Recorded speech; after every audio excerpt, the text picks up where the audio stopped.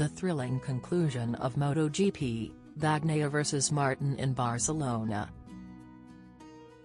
The MotoGP Championship is heating up as Bagnaia and Martín battle for supremacy in Barcelona. Currently, Bagnaia trails Martín by 24 points, despite winning 10 Grand Prix races this season. Mistakes have hindered Bagnaia's title defense, while Martín thrives on consistent performances. Bagnaia shows respect for Martín, believing both riders deserve the championship title.